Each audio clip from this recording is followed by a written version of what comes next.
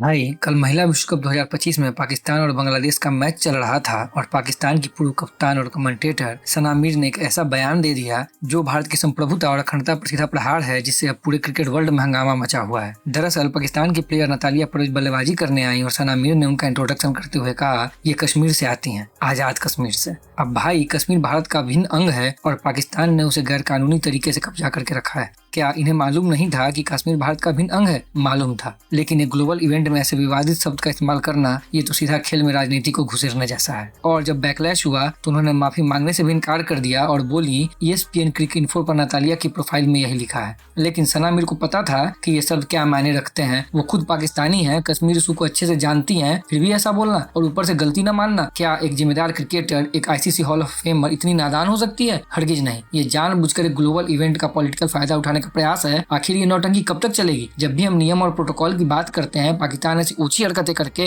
भाग निकलता है। हमें समझना होगा कि इन्हें नियम कानून वाली भाषा समझ में नहीं आती। अब देखना यह है कि ICC या BCCI इस पर क्या एक्शन लेंगे। लेकिन मेरा मानना है कि अगर सना मीर जैसे कमेंटेटर्स ESPN का बहाना देकर आजाद कश्मीर बोल सकते हैं, तो BCCI को भी ICC से गुहार लगाने की कोई जरूरत नहीं है। हमें अपने कमेंटेटर्स को साफ इंस्ट्रक्शंस देने चाहिए। जब भी कोई पाकिस्तानी खिलाड़ी आए तो उनका इंट्रोडक्शन ऐसे करो, ये खिलाड़ी एबटाबाद से है जहाँ ओसामा बिन लादेन को मारा गया था। ये खिलाड़ी लाहौर से आता है जहाँ भारत का मोस्ट वांटेड आतंकवादी हाफिज सईद छिपा हुआ है। ये खिलाड़ी बहावलपुर से है जहाँ भारत ने आतंकी ठिकानों पर एयर स्ट्राइक किया था। पाकिस्तान के टेरर एक्टिविटीज पूरे वर्ल्ड को पता है। हर ग्लोबल टेरर इंसिडेंट के तार वहाँ से जुड़े मिलते हैं। अगर वे आजाद कश्मीर कहकर बचते हैं क्योंकि प्रोफाइल में लिखा है, तो हम भी ओपन सोर्सेज और रिनोन्ड एजेंसीज के फैक्ट्स यूज कर सकते हैं। बस अपनी कमेंट्री में इनके खिलाड़ियों को ऐसे इंट्रोड्यूस कराओ और दुनिया को याद दिलाओ कि Pakistan is nothing more than A terror hub. जैसे कहते हैं ना कि अगर सुअर से लड़ना है तो कीचड़ में उतरना ही पड़ता है। विदुर नीति में भी कहा गया है, सठे साठे क्षमा चले। तो इन जिहादियों और ब्रेन वॉश क्रीचर्स को सिर्फ उनकी भाषा में ही समझाया जा सकता है। क्या लगता है आपको, ये सोल्यूशन कैसा है? कमेंट में बताओ। और अगर आप भी मेरे बात से सहमत हैं तो वीडियो को लाइक और शेयर जरूर करना।